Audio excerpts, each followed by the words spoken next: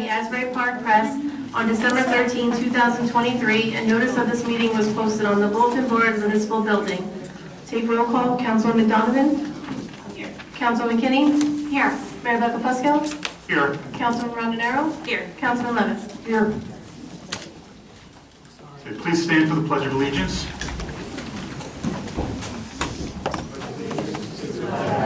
United States of America, and to the republic for which it stands, one nation, under God, indivisible, with liberty and justice for all. Please remain standing for our troops, their families, our first responders, and especially for Frank Lee, the brother of Borough Officer Clerk Nancy Murray, and the father of Belmar Patrolman Eric Lee, and also the 4 officers that were killed in Charlotte, North Carolina yesterday.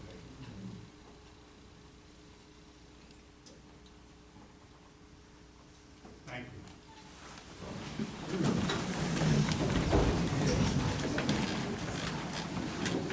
I'm going to begin with 2 proclamations, and the first one is going to be read by Councilwoman Rondinero. Good evening. Resolution, First Responders Appreciation Month. Whereas the Mayor and Council of the Borough of Belmar hereby designate May as First Responders Month for the Borough of Belmar. And whereas first responders include both professional and volunteer 911 operators and dispatchers, law enforcement officers, firefighters, lifeguards, water rescue teams, emergency medical services personnel, search and rescue teams, pilots and drivers, emergency management professionals, nurses, paramedics, doctors, medical evacuation pilots, road maintenance and public works personnel, and military personnel, and other roles in the public safety sector. And whereas first responders are a vital part of our community, whose skills often make the difference between life and death, while dedicating their life to public service, education, and extensive training, courage, selfless concern for the welfare and protection of others, their property, and the environment. And whereas these courageous men and women are our primary and best defense against all emergencies that threaten our communities. They are quick to respond at a moment's notice to dangerous and distressing situations that threaten our communities and come to the aid of citizens while often risking their own safety and lives to selflessly run into danger to protect others. And they volunteer in our schools and community organizations. And whereas first responders respond to emergencies without hesitation when the call of duty arises, and tirelessly give of their time and energy in humanitarian efforts, making themselves available every hour of the day, every day of the year. And whereas the services, dedication, and commitment of first responders deserve to be recognized and honored. Therefore, the Mayor and Council of the Borough of Belmar hereby proclaim May 2024 as First Responders Month in the Borough of Belmar, and encourage all residents to celebrate the service and sacrifice of our first responders who make our community the best with which to live, work, and raise a family.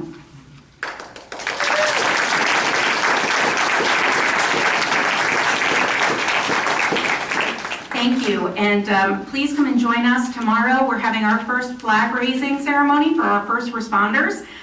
We chose May because it has several celebrations. The first one on May 4th is International Firefighters Day. Then we have National EMS Week from the 16th to the 22nd, and National Police Week from the 15th to the 21st. So during this celebration, tomorrow at 4 o'clock, right here by the flagpole, we will have our first responders there.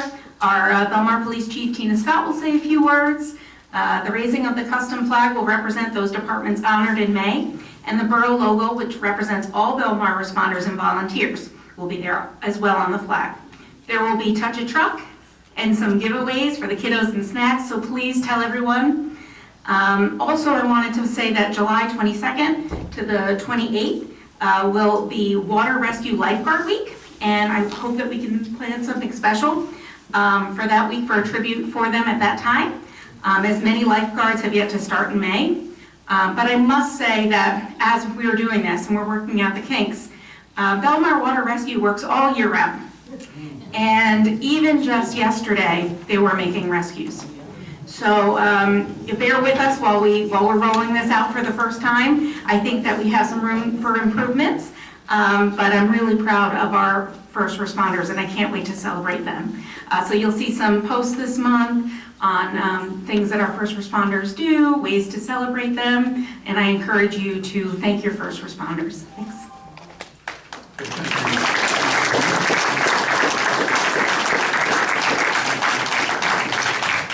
And next, we're going to have a resolution read by Councilwoman Kinney to the Belmar Cares organization. And I believe we're all going to step down to the mic. Of the Belmar Cares Group come up and join us.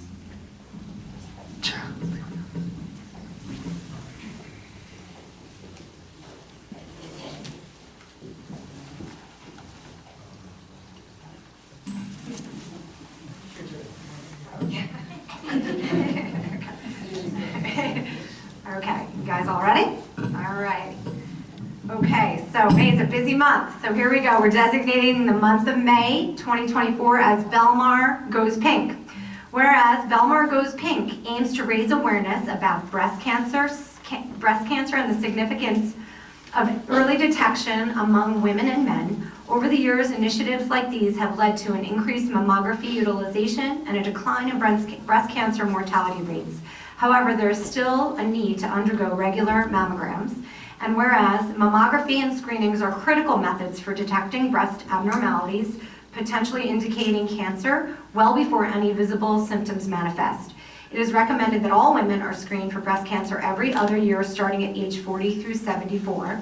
And whereas May 2024 marks the celebration of Belmar Goes Pink, dedicated to enhancing awareness of breast cancer issues, particularly emphasizing early detection. And whereas in December of 2008, a group of resilient Belmar residents, including breast cancer survivors under the leadership of Ms. Claire Teike, came together to establish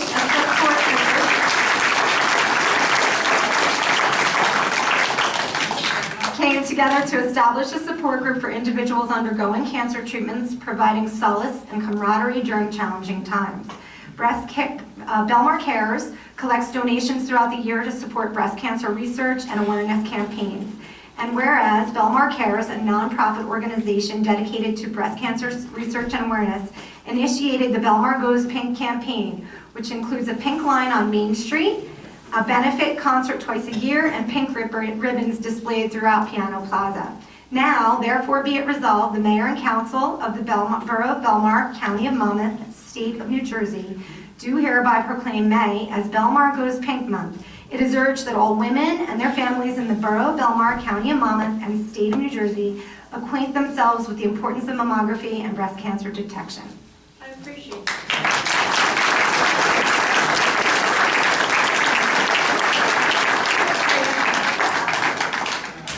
Ready, everyone? Look right here. Come on, Katie, come out more. 1, 2, 3. Awesome. I know. You want to say something? I just wanted to say that I was acutely aware of breast cancer because it was in my family. But you don't have to have the disease in your family to experience in it. So the only weapon that we have is the mammography science. So women and some men who might have histories of cancer should also check for breast cancer. So please be aware of this. Please take charge of your own health, because this is the best way you can do it. Thank you very much.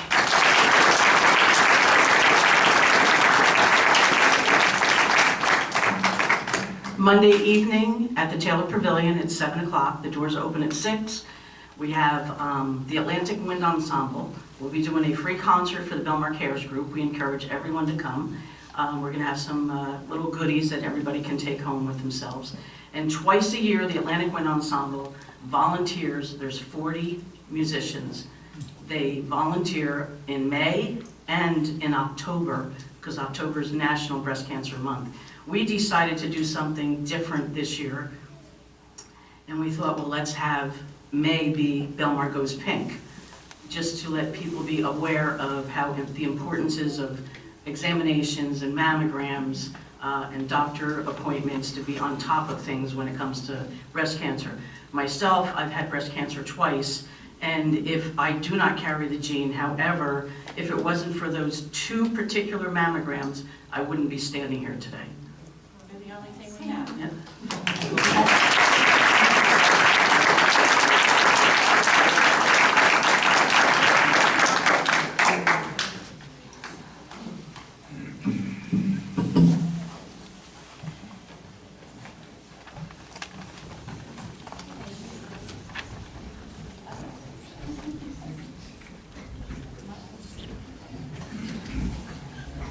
Okay, the next item on the agenda is the receipt of bids or auction for the Taylor Pavilion concession lease.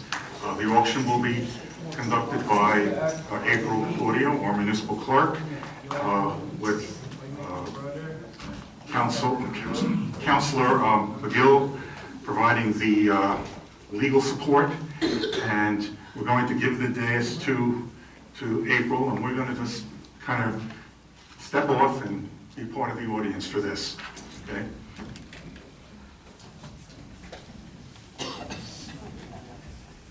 Everyone that is bidding on the concession lease, please step forward up to the microphone.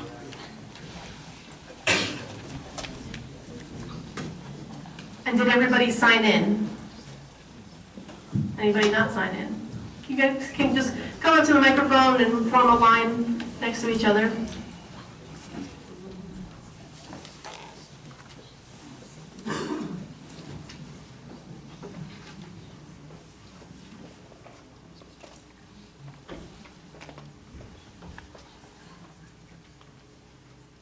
Before we begin, I just want to put on the record that the Borough Council previously adopted a resolution to place the Fifth Avenue concession out for bid. The manner of bidding is open public auction. That method has been published as required by law. The highest bidder will be expected to sign the lease that we have that has been provided with the notice, and that award will be made at the next public meeting. So we expect that you're all familiar with the lease, because you're not going to be able to say later that you didn't know there was a lease or you're not familiar with its terms. So if you're not familiar with its terms, when you bid at your own risk, okay? Thank you. And so I see that we have 6 bidders. If you could each just go down the line and identify yourself, just so I know who each person is that is bidding. Sure. Matt Doherty. I'm bidding on behalf of Circle of Friends. We're a 501c3 nonprofit. You see a lot of our members here.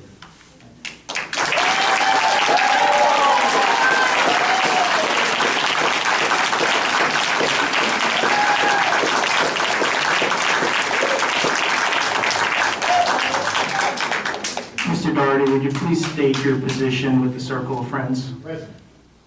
Thank you. Solomon and Brian Largo. Morley from India, Lord. Jolly Jakubowski, Pidahat.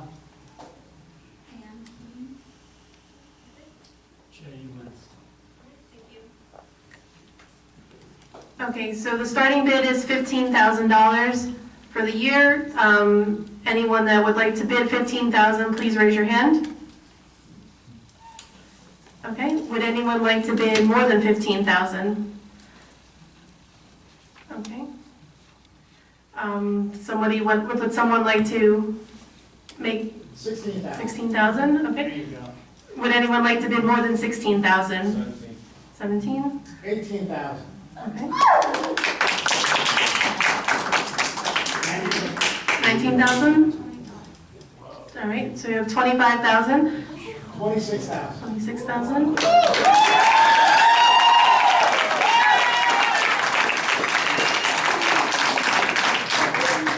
Okay, we have bids coming in, we can't hear them, so if we can just control ourselves a little bit. Do we have another bid? We have 30,000, we have 30,000 bid.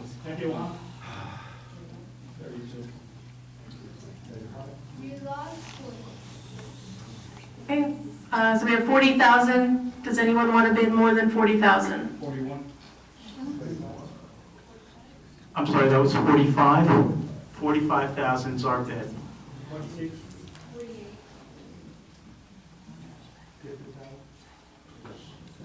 So we're at 50,000. Does anyone want to bid more than 50,000?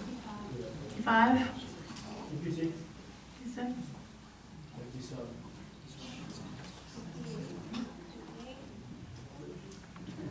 We're at 58,000.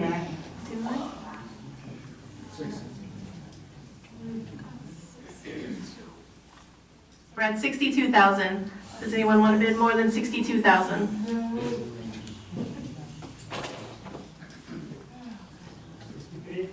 Hearing?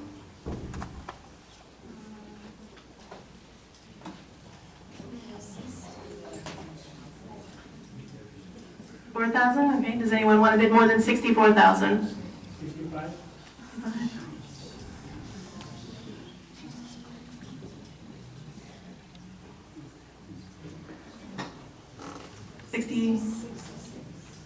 66,000. Does anyone want to bid more than 66,000? Going once? Going twice? No one? All right. 66,000 to Ann Keene. If you could just come up and bring me your bill deposit.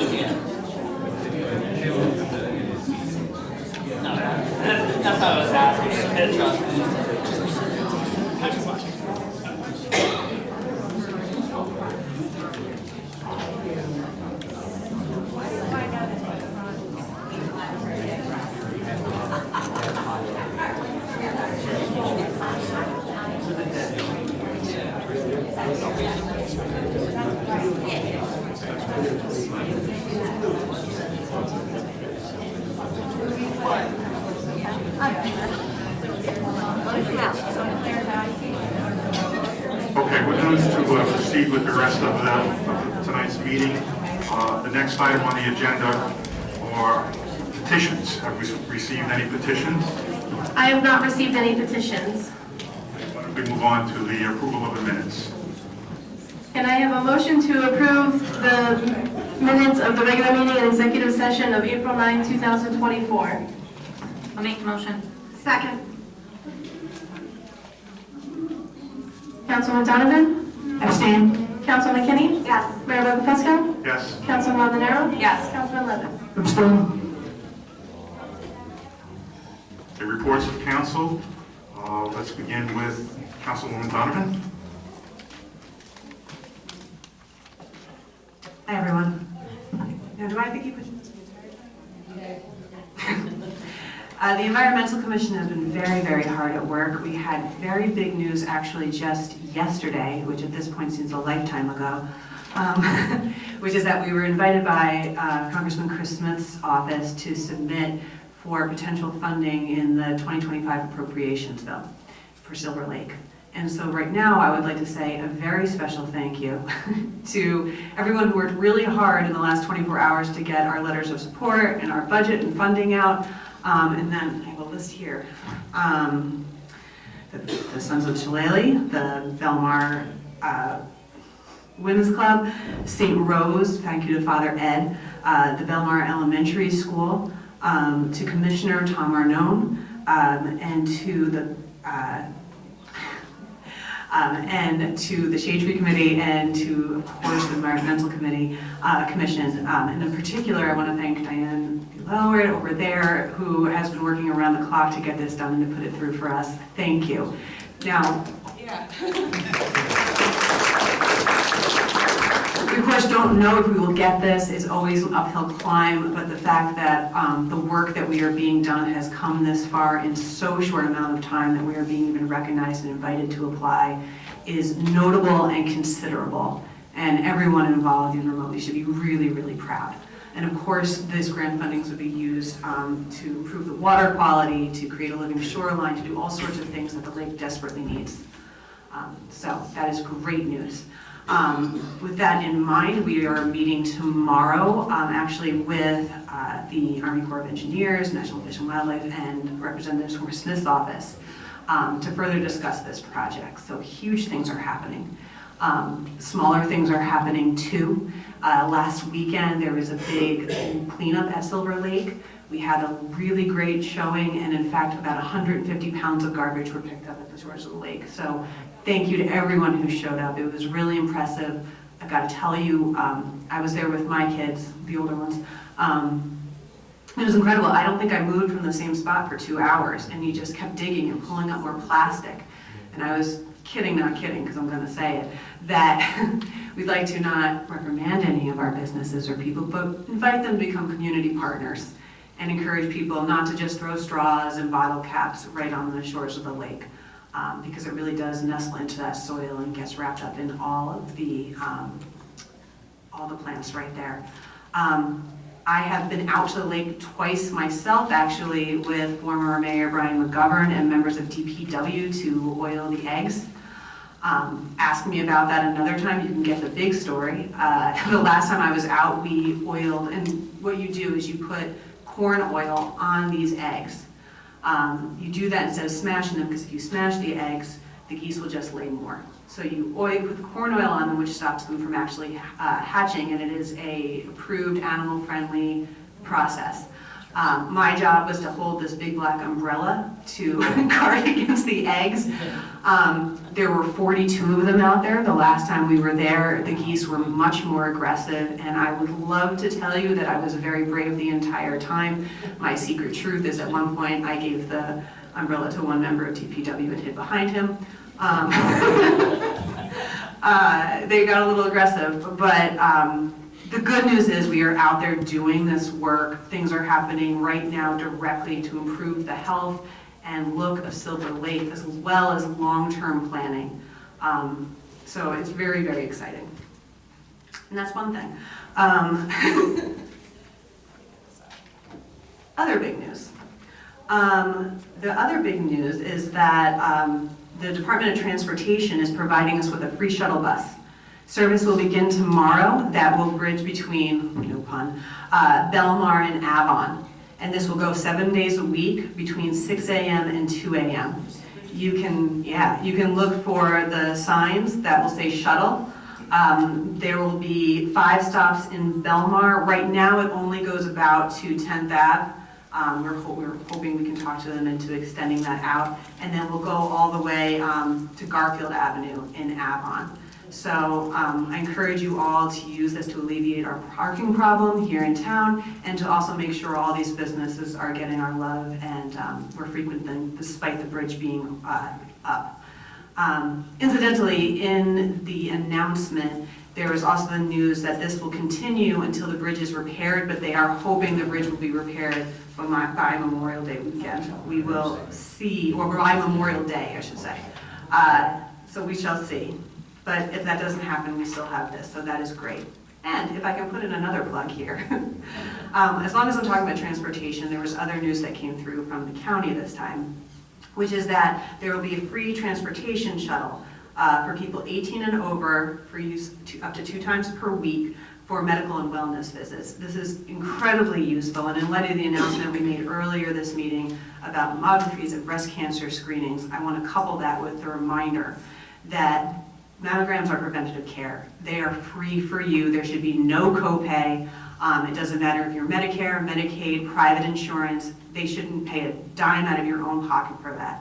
And I know for a lot of people, transportation is the biggest barrier they have. It's access that is a critical component of making sure people get their mammograms. So please don't let cost be a barrier. Please don't let knowledge be a barrier. Please don't let transportation be a barrier. There are programs there that can help you.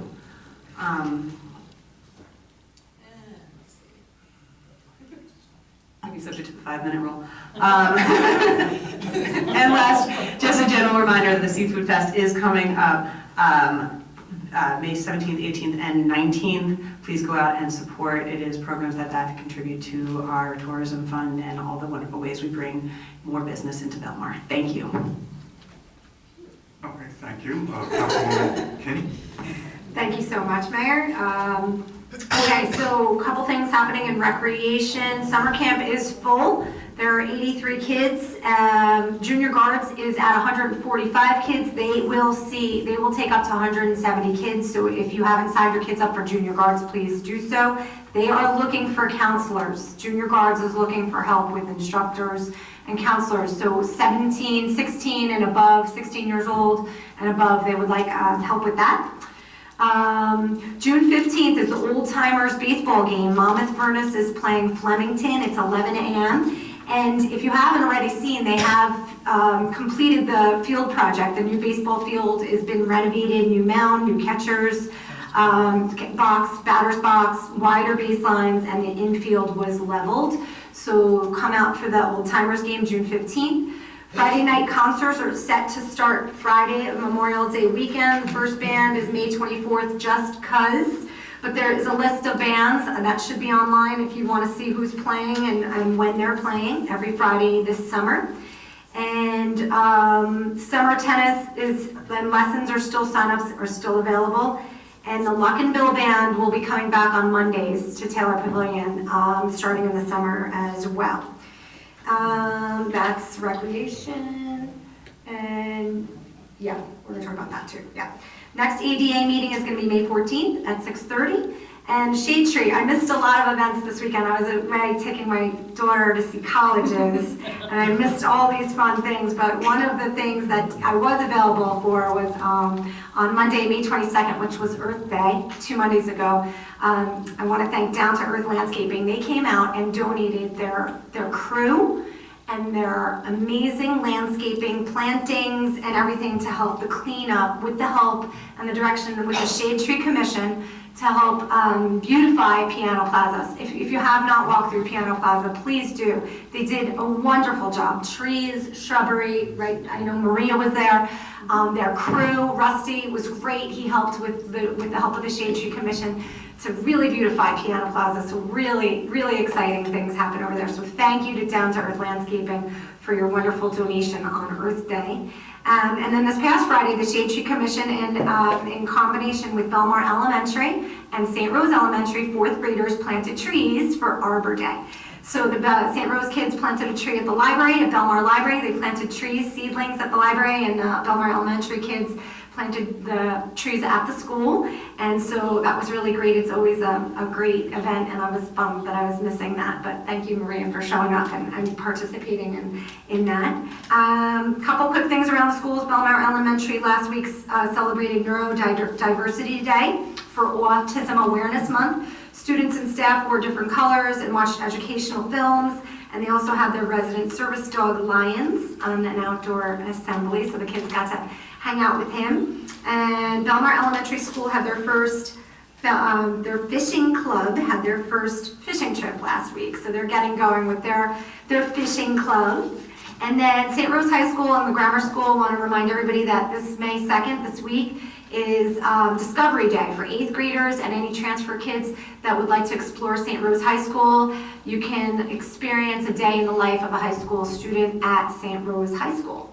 And then Kate and I also just want to go review. We haven't seen everybody. It's been a while since we had a council meeting, but we did have a big Verizon meeting on Thursday. That was Thursday the 18th, April 18th. We had like over 200 people at Taylor Pavilion. We had representatives from other towns, other council women and men, mayors from other towns. We had Commissioner Tom Arnone speak, and we also had the Verizon Intervenors attorney speak and give us an update on where we are with that process. And we also had Chris Smith's aide come that very night to sign a bill saying that he was going to put a bill, to say that he was introducing a bill to make it easier for towns to not have to abide by the shot clock rule, that towns as a whole should have more input on what's going on in our town, have more time to determine if this is safe, if this is what we want, if this is aesthetically right, if this is, so this bill hopefully will get passed. And it's continuing, there are continuing things happening with this whole Verizon case, so stay tuned. But it was an overall really great event. We had a lot of great exposure. It's trickling out to other towns now, which is good because we just need a unified, county-wide shore town support to hopefully put this thing, at least delay it as long as we possibly can, if not get rid of it altogether. So there are upcoming developments that we will share with you as time goes on, because this is a forever changing thing, but it was overall a really good event that night. So thank you to everybody who came out that night. And that's it. Thank you. Councilwoman Rondinero. Thank you, Mr. Mayor. Thank you, Mr. Mayor. I also wanted to say I had the pleasure of spending time with the Shade Tree Commission, witnessing all of the work and hard dedication that they bring to our community. Thank you to Down to Earth Landscaping and the Shade Tree Commission, and I heard Josephine put in a good word for us, so thank her as well. Piano Plaza looks amazing. The Shade Tree Commission is coming back to put in more trees, so if you do see some holes or some spots, that's because they're getting ready for their new trees to be planted. Also, I really enjoyed Arbor Day. Got to enjoy that with the mayor as well. Seeing the St. Rose and the Belmar Elementary School 4th graders plant those trees was really meaningful, because we're seeing them plant these baby dogwood trees, and we're watching them grow as we proudly watch our children grow and mature. So it was just very touching. And the mayor and I are now official junior arborists. So we've got that going for us. Community cleanup was such a success. Thank you, Katie. Thank you so much to the Environmental Commission, everyone who put in their hard work. There's so much plastic right by the edge of that lake. I really had no clue. Thank you to Charlie Vanderland, our official safety cleanup officer, for making sure that we had a safe and impactful and happy event. I think that I really, really hope we can do more community events like that, because that just brought us together. And we had a lot of conversations with people that maybe we haven't spoken to before. And I would like to thank Felicia Gentile at Tutti Bell, New Boutique in Main Street, for organizing the spring stroll last Saturday. It was wonderful to see so many residents and visitors on Main Street shopping and dining. There were some wonderful deals and opportunities for people who haven't stopped in certain stores. Please check them out. And I also wanted to thank Rima and Travis Whitaker. We had a wonderful, the mayor and I took part in the annual Rami's Heart COVID Memorial Walk, and that was always a touching tribute, and we're proud that that started here in Belmar. The Belmar Housing Authority, sorry it's long, we all have long reports today. The Belmar Housing Authority has their meeting May 6th, so this is next Monday at 5:15. The main elevator passed inspection and has been in use since the last meeting. Yesterday, they started modernization of the doors, so it's going to be another 4 days that they don't have that main elevator, and they'll have to use the second elevator. They're also awaiting paneling, a fan, and a mural that will be coming soon. Since our bids came in too high for the renovation of the facade of the building, the BHA is working on modifications of the bid and hope to have it ready in the next 10 days to go out for bid. They're also having their soil checked by Rutgers Environmental Program as a first step in creating a plan to improve their grounds with native plants and healthy soil. The Belmar Public Library, in partnership with Zach Levy and his organization Project Unhoused, the Belmar Library is asking if anyone has used watches to distribute to homeless individuals to help them with everyday tasks. So what we're looking for, and I got this at Belmar Jewelers during the spring stroll for $10, we're looking for the analog watches. So watches with intact wristbands, no digital, wind up and quartz battery watches, bring them to the public library now through May 15th. The next author time is this Saturday, featuring author Herman Lentz and his humorous book, Jumorous, a funny collection of short stories about his life as a Long Island Jew married to a first-generation Greek Orthodox woman and all the culture clashes that ensue. I feel like I'm doing show and tell. Anyway, this guy was hysterical at the book fair, so please come out. Library Assistant Louis Polito will be presenting the Belmar Library Past, Present, and Future. A special presentation to Belmar Women's Club tomorrow, Wednesday, May 1st at 1 p.m. at the Taylor Pavilion. This event is free and open to the public. You sure that's it? I'm sorry, that's it. The Council President, let us. Thank you, Mayor. Your fingers get hurt from holding that. Last Saturday was the Friendly Sons of the Shillelagh hosted the Plunge for Autism. It was great attendance. They raised almost $100,000 to support individuals and families with autism. I'd also like to thank Chief Scott for getting all the police there. And it's always great when we see the boardwalk line with all the police cars with all the autism awareness logos on the back. And it means a lot to people. So thank you for organizing that. Thank you for Water Rescue Team for being on hand. Fortunately, nobody had to be pulled out. Sometimes with some of the older members, it looks like they might not make it back out. The water was not too cold. My kids jumped in. I made it. But it was a great event. So thank you for that. That's all I have there. Hey, thank you. I have just a few short things. First, let me echo all the thank yous that the council people made for all of the different people and organizations that helped through the last week and month. About 4 things I just want to comment on. If you get a chance, you should take a ride up to Lake Como from Ocean Avenue. The path has been completed. I drove by there this morning. It's actually very nice. The contractor did an excellent job. I know we still have to put out the benches and I think some lights and the fountain, but it looks outstanding. So if you get a chance, just ride up there and take a look at it. The second thing is we just got notice, I guess it was today, that our request for funding for the Jake's Law project, which was the playground for children or adults, inclusive playground over at McCleary Park. So we're getting funding for that. We did not, unfortunately, did not get funding for the additional pickleball courts or the repairs and improvement to the boardwalk in that area. The third thing is just to follow up with Councilwoman Donovan's mention of the wellness transportation. We do have flyers around. I think there will be some posted, but just to follow up a little bit on the guidelines, you must have a working cell phone, to call them. Each person will be allowed to make 2 round-trip rides a week, pending approval of need. Rides are limited to the resident and 1 additional person. If children require a car seat or booster seat, it is the parent guardian's responsibility. And finally, you must be able to get in and out of the vehicle with gentle assistance, no wheelchairs. Again, to echo what Councilwoman Donovan said, this is a great program, and if anybody has the need for that, you definitely should take advantage of it.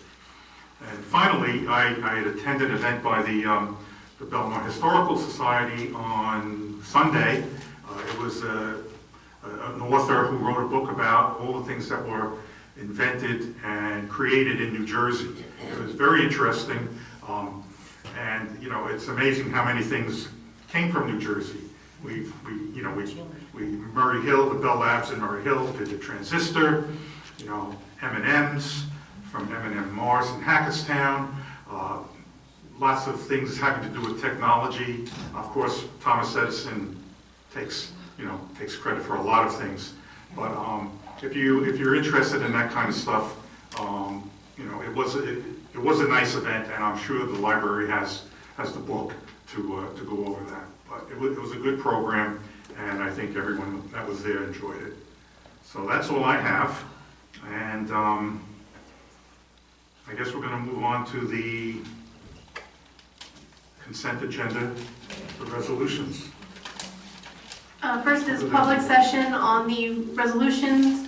If anyone would like to comment on a resolution listed on the consent agenda, please step forward, state your name and address. Then, can I have a motion to close the public session? Motion. Second. All in favor? Aye. Okay, can I have a motion to approve the resolutions as listed on the consent agenda? Motion. Second. Councilwoman Donovan? Yes. Councilman Kinney? Yes. Mayor Buckfuskill? Yes. Councilman Rondinero? Yes. Councilman Levis? Yes. Next is second reading and public hearing on ordinance 2024-4.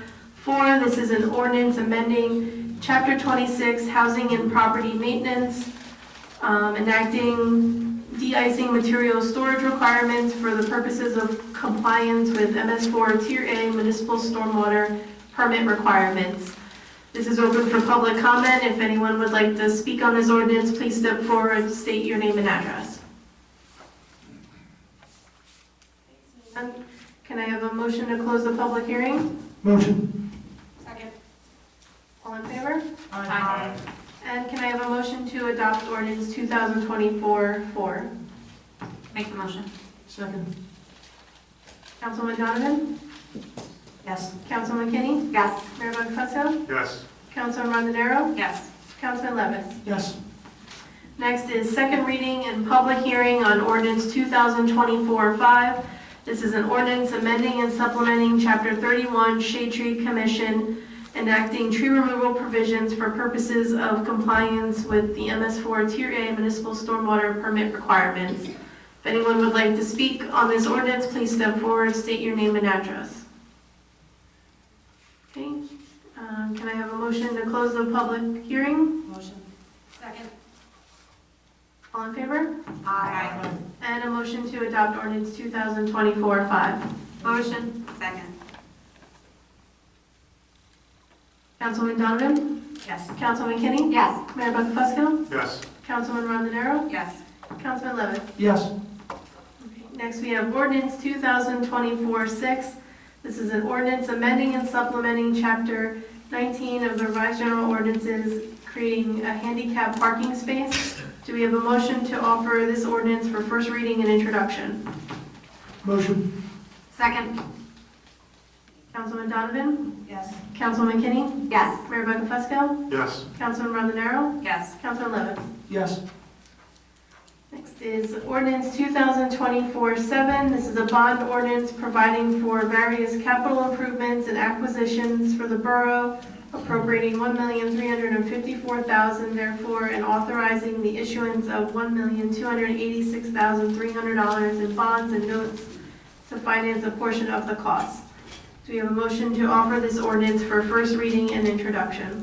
Motion. Second. Councilman Donovan? Yes. Councilman McKinney? Yes. Mayor Buckafusco? Yes.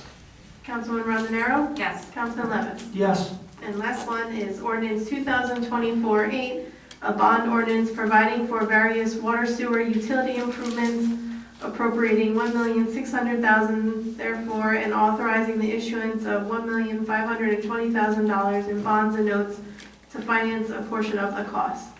We have a motion to offer this ordinance for first reading and introduction. I'll make that motion. Second. Councilman Donovan? Yes. Councilman Kinney? Yes. Mayor Buckafusco? Yes. Councilman Rondenaro? Yes. Councilman Levitt? Yes. So next, we're going to workshop section. Yes, we moved the workshop to the end just to make it a little more easier to do the bid at the beginning of the meeting. For the council, I asked Councilor McGill to give us an update on discussions that he has had over the past week or so with the Union Fire Company, so that we're all pretty much on the same page as to his knowledge and his discussions. Thank you, Mayor. Yeah, I had well, just as a little bit of a history, the Union Fire Company was suspended in January 30th. As of January 30th, they were suspended because there were certain certification issues with the company, and perhaps more importantly, their numbers had dwindled to below 10 regular fire and qualified, fully certified firefighters. So fire administrator suspended them, but at the same time, we asked the fire company, the Union Fire Company, to come up with a plan as to how they're going to get back on track as to their certifications and their manpower issue. And the borough administrator and the fire administrator had a conversation, had a meeting with members of the Union Fire Company on March 7th, at which time the Union Fire Company members indicated that they could not meet the manpower requirements, could not or didn't have a plan to meet the certification requirements. And at that time, it was discussed that possibly the Union Fire Company could become attain historic status. They would be they would become a historic fire company. The members who wanted to fight the fires could go to Goodwill and to the hook and ladder fire companies, and that was pretty much the plan at that time. And from what I understand, because I was not in the room, that was pretty much agreed upon. So Chip Cavanaugh, the fire administrator, and I prepared a letter to the chief as the director of public safety, indicating that that's the course that we were going to take with the Union Fire Company. And at that point in time, the situation was resolved. Whoever wanted to fight fires could still do so. The Union Fire Company does not go away. It becomes historic, still stays at the 9th Avenue house, and it seemed to be a good solution. The members of the Union Fire Company thereafter had a change of heart, I suppose, and they advised the fire administrator that they had 10 qualified firefighters and fully certified, and that they had taken what was known as a burn test, live burn certification. I've only become aware of these certifications over the last 6 weeks or so. So they did that, 9 members. They seem to have 9 members who did that. One person on the list didn't do it. We had a meeting. They had become, they didn't agree with Chip Kavanaugh as how things were proceeding, and they sent a missive over to the governing body by email on April 17th, and I got it on the 18th, and I responded on the 19th, so it was a Wednesday, Thursday, Friday, and they wanted to have a meeting because they wanted to be reinstated, which is fine. We had a meeting the following Monday on the 22nd, and at that meeting, it was myself, and it was Borough Administrator Kane, and there was James and Nick LaRusso there. They're members of the Union Fire Company. So, oh, yeah, and sorry about that, Mark. Mark was there as well. Mark was also at the meeting in March that I wasn't at. In any event, we had a discussion about what the status of the fire company was. As far as I was concerned, they said that they had 10 members, they're fully certified, and if that was the case, then that would be the case, and that'd be fine. So I told them I had to speak with Chip. I did on the following Wednesday, it was just last Wednesday, 6 days ago, and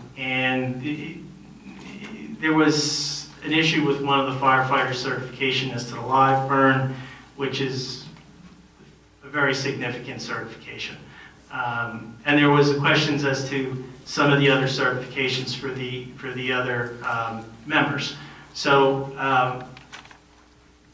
that's where it was. I got in touch with the Union Fire Company and asked them for their certifications. My understanding is that the individual firefighters have their certifications. Company keeps copies. They may or may not be sent to the state. The state has copies of some of the certifications, but obviously they don't have them if you don't send them in.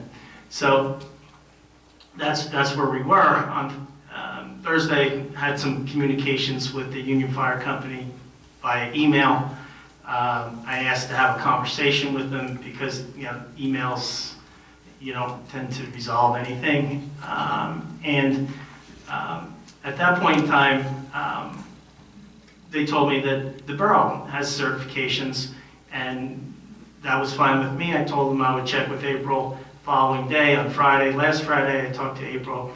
The borough doesn't have the certifications, and it hasn't been the practice to hold the certifications. Chip Kavanaugh has requested certifications of all the fire companies. He did that on April 12th, and we're waiting for responses for everybody to make sure that people are certified, and if they're not, to get them the courses that they need or whatever has to be done. So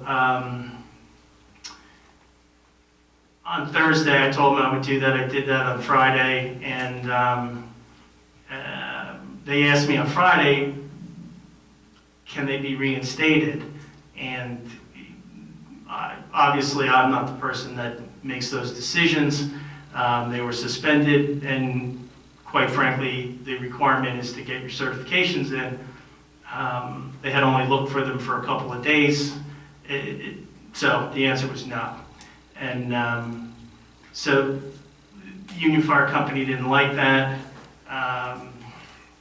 made some posts on social media, and we continued to talk to one of the members yesterday.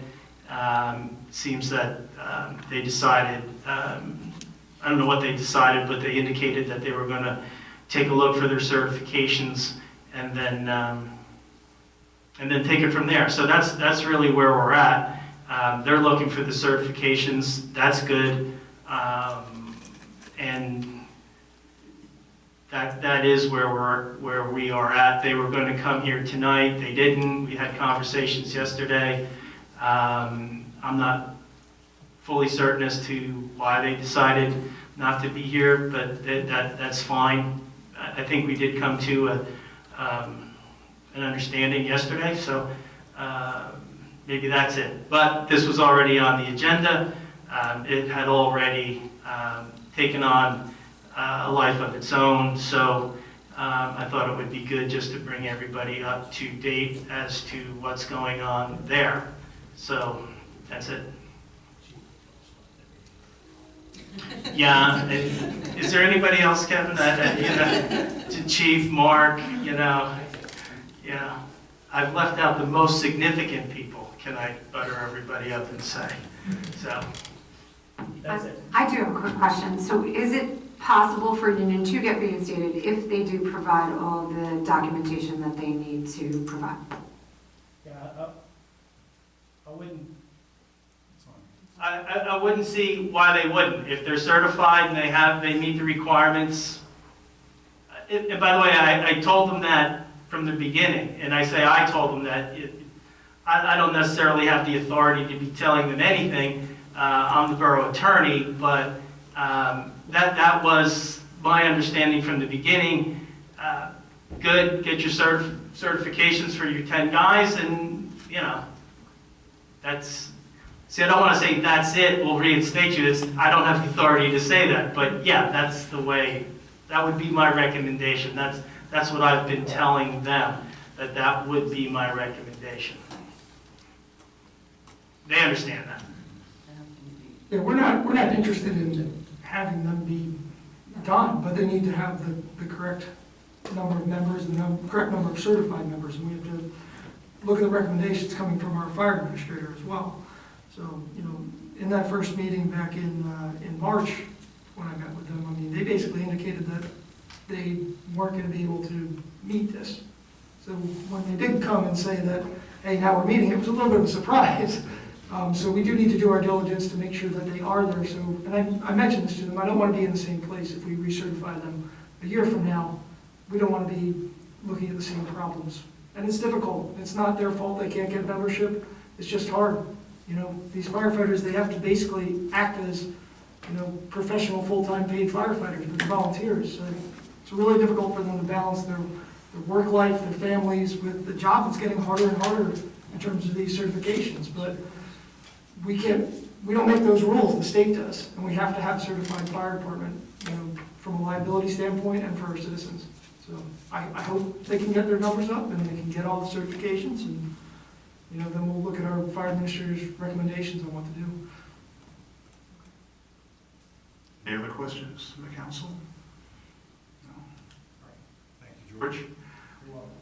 I just have one update I want to make for the council. I actually, when I was up at the Taylor Pavilion Sunday, I took a look in at the progress being made on the bathrooms, and it looks like they're on schedule.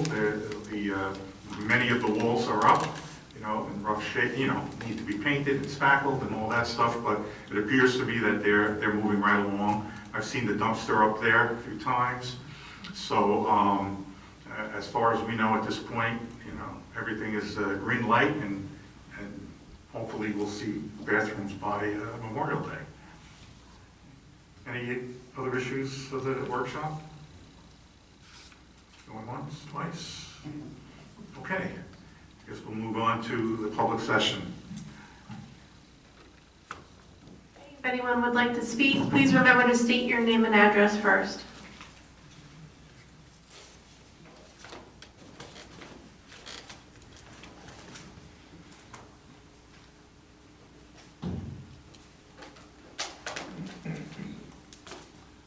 Tom Volker, 527 8th Avenue, Belmar.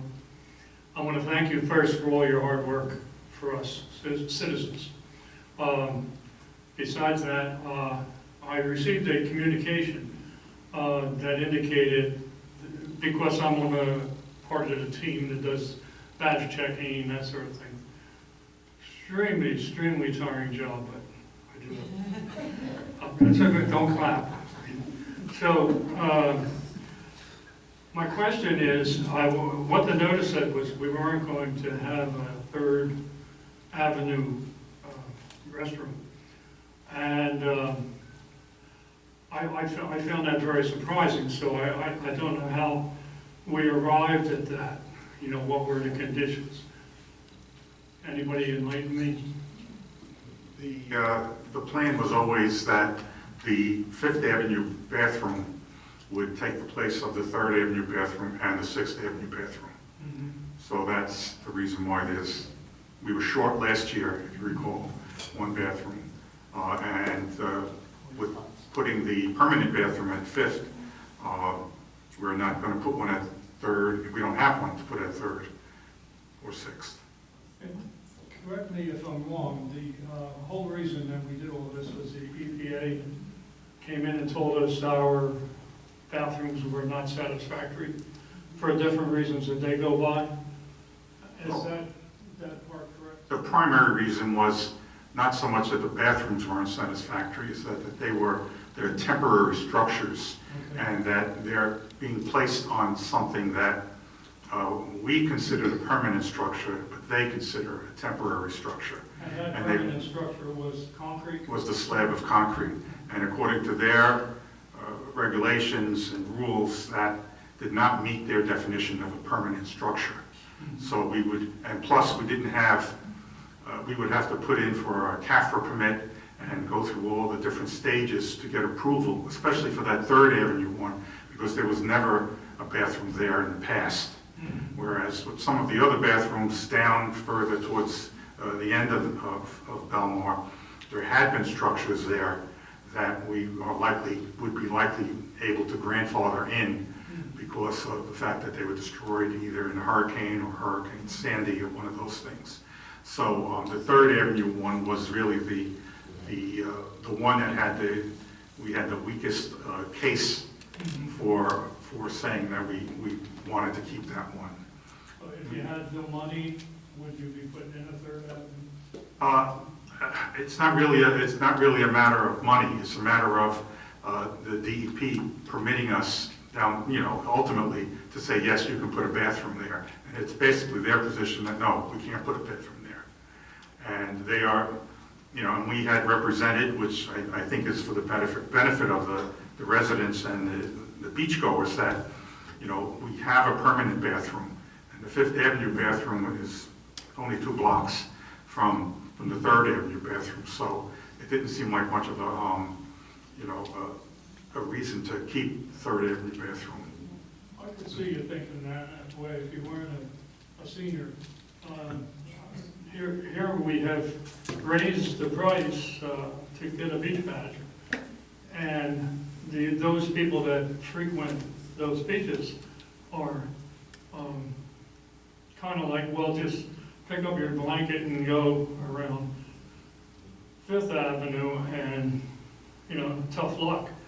But it seems to me if the DEP comes in and tells us we have to do it, and it was a little shaky as far as having to do it, we had a good system. It seems to me that they should find a way to give us a bathroom on Third Avenue to benefit those beachgoers. Mr. Volker, I completely agree with you. Absolutely. I would like to have bathrooms on every beach, on every corner, if we could.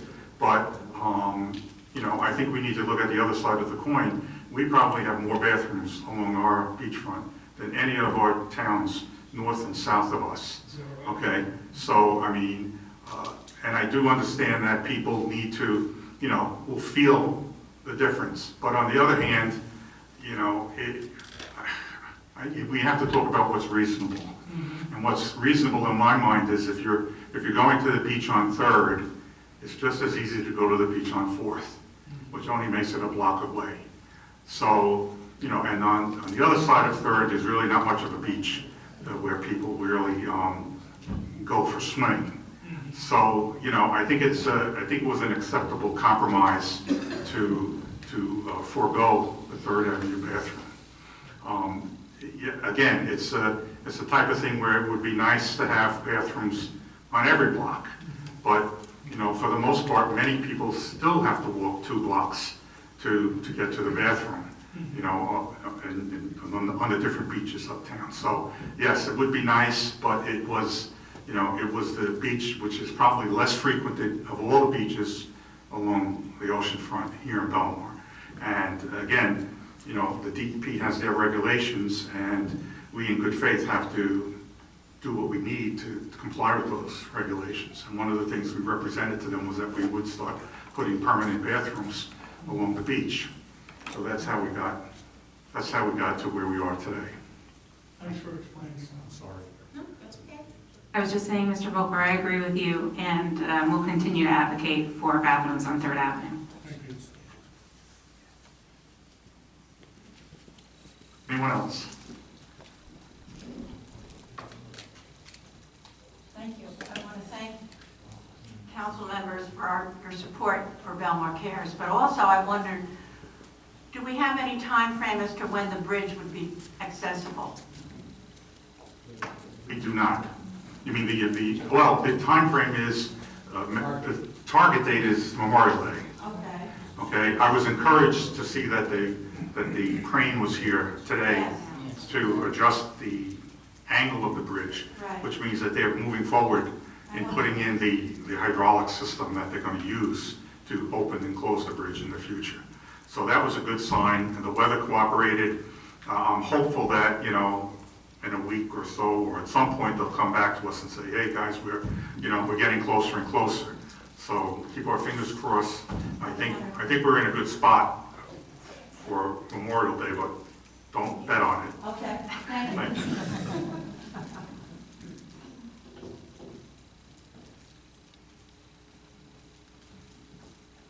Claire Hayner, 18th and Snyder. I would just like to say it took 3 administrations, but now it's finally done. You got sick of listening to me. The curbs are now ADA compliant on 18th and Snyder, and it is truly appreciated. I just want to thank everyone. Thank you. Thank you. Any other comments?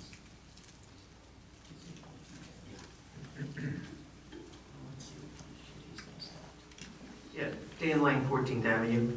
I've noticed a lot of trash and brush in the gutters. Is Borough going to be doing anything about a cleanup on those? Because you got rain coming along, it gets into the sewers and it clogs up the sewer lines. Because there's a lot of stuff over in Rhode Island Point, where I live. There's, you know, you look and there's brushes in the curb and everything.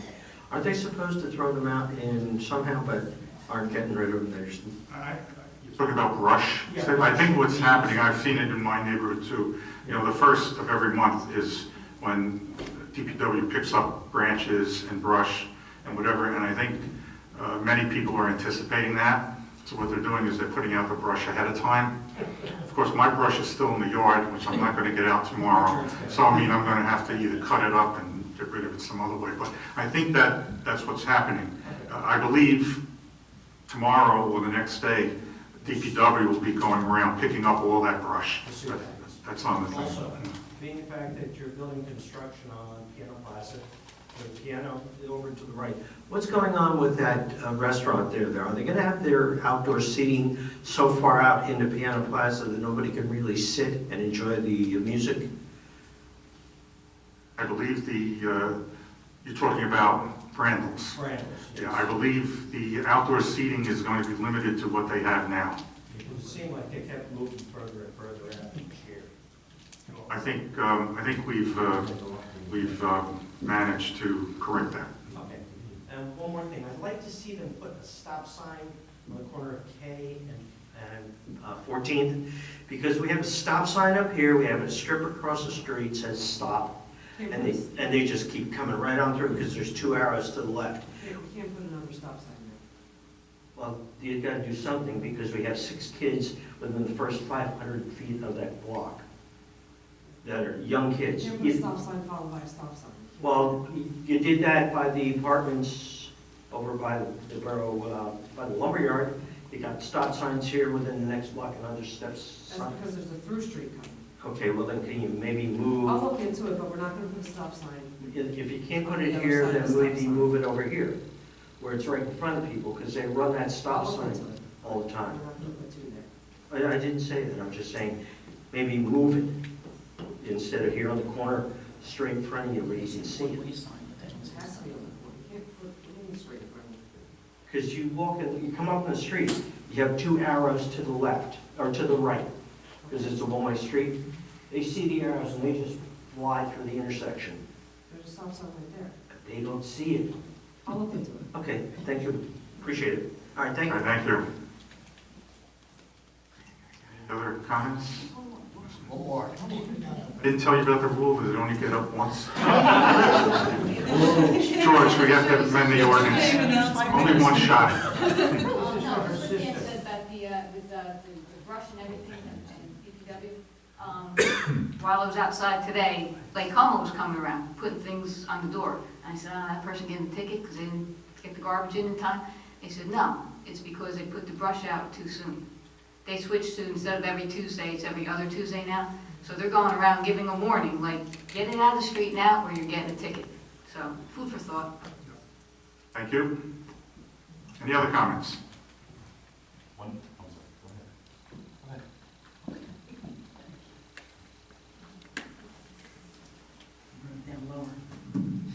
Kyle Rizzatello, 14th Avenue, Belmar. Thank you for the proclamation tonight. That was very much appreciated.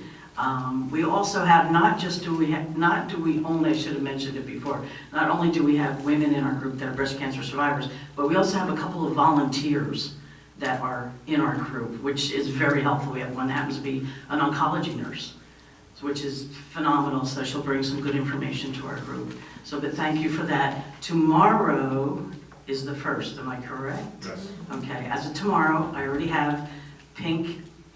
We got the approval. I talked to John, and he said it's okay to do fake flowers because I don't want somebody to have to worry about watering them and tending to them. So I have a whole bunch of pink flowers, and if you're on Main Street looking at the Piano Plaza sign, in front of it, that's where we're going to put pink flowers. I already gave the pink breast cancer flag to George.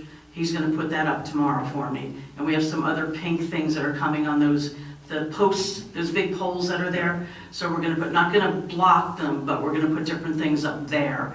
I've talked to a couple business owners if they would like to sponsor us and put out some pink.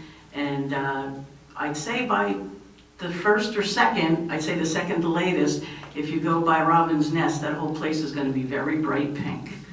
And so she's, backing us up with our cause. So, just one quick question on 13th Avenue and 71.